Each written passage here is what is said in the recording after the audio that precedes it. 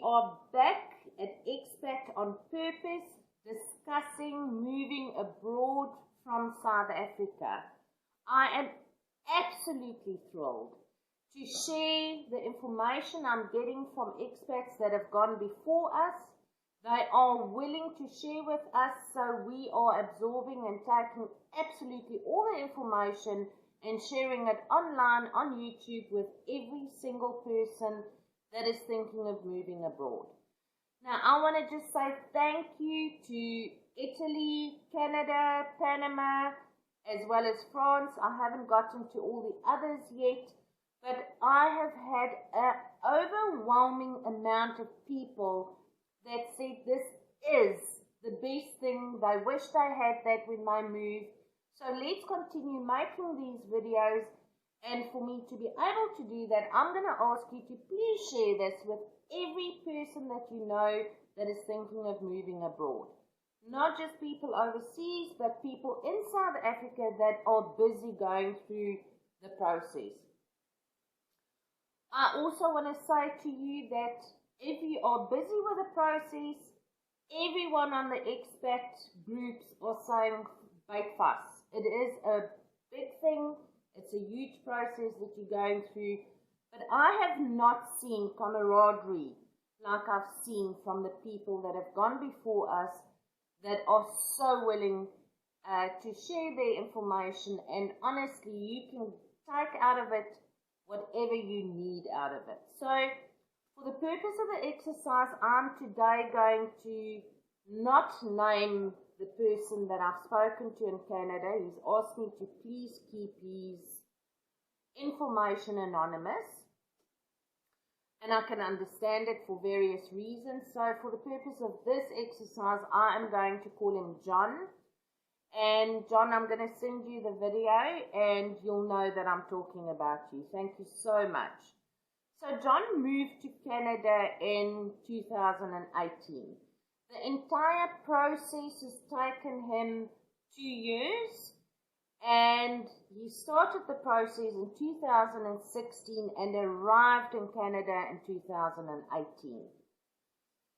I've asked him what specifically made him decide to move to Canada, and he said he had to go and look at what country resembles the same values that he had as well as his family's. And the biggest reason out of all of it was purely the safety in South Africa. He didn't feel safe to live here and obviously raise a family over here. I asked him if he used a lawyer because our previous lady shared that she did it by herself. She didn't go through a lawyer. He absolutely did, and the lawyer's name is Marty Kruger. I'll look her up and try and link it below so that if anyone is interested, you can make contact with Marty. And apparently she was amazing. So what happened with him is he went over on the farmer nomination program, and halfway through the process he switched to the business investor program. So that is possible. But I also believe that you're going to struggle if you try and do that by yourself, and make use of a good lawyer. Did he sell his household goods? We're looking at little things like that. He said he sold up everything, and he only took with him what was extremely personal. And he said if he would do it again, he would do it exactly like that.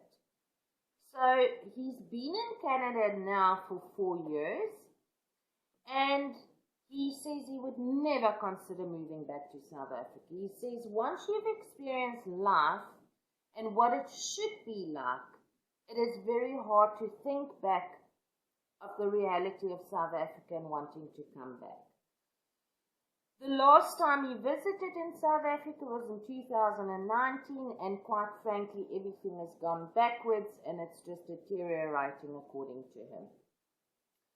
I asked him what was the things that he found extremely hard to adapt to or that was difficult, and he said it's small differences in the culture, so be aware of culture differences. and he is affirming again that the one thing that he enjoys the most is the fact that he can go out without ever looking over his shoulder and being scared of what could happen. So yes, the safety and security is a big thing. I've asked him what is the culture differences and what about lifestyle. He says it's very similar and you actually learn to adapt. He only has one child, so the child was born in Canada, and he says it's very hard to say what he misses in South Africa because of the amazing lifestyle that they have there and the safety and security. The other thing that I asked him is challenges that people need to know about. And John said that the hardest thing for him was, as time goes by, you only remember the good things in South Africa. He says it's almost like a distant memory. As far as the gaps and opportunities go in Canada, he says if you are willing to work, you will always have work in Canada. Now, that is a big thing. So if you are thinking of moving to Canada, we know that South Africans are very hard workers, or some of us. And you will always have an opportunity. And you know what? This is not the first person saying it. If you go look at my previous video about Elizabeth that's moved abroad, she said she had 3 opportunities within the first day of starting looking for a job. So that is a real thing. It's not just one person saying, come over, you'll have something. It is real. There are opportunities if you are a hard worker. Currently holds a dual citizenship because he has still got family in South Africa, but he is definitely in the process of doing a complete fiscal divorce from South Africa. We've spoken about the fiscal divorce or the financial immigration, and we are in the process of looking at someone that will give us the legal background and exactly what to expect and what is going on with the new laws that have been published on the 1st of March. So look out for these videos. Please share these videos with your friends and subscribe if you'd like.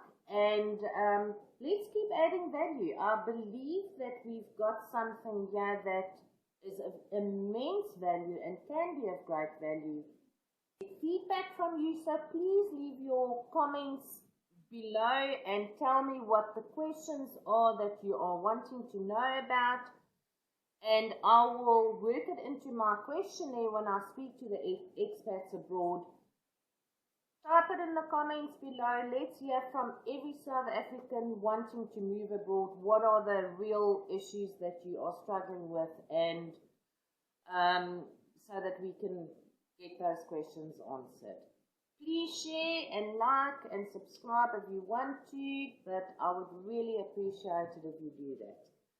Until tomorrow, the next video will probably be from people in Italy. I've had a huge amount of people in Italy. Thank you, Italy, as well as France.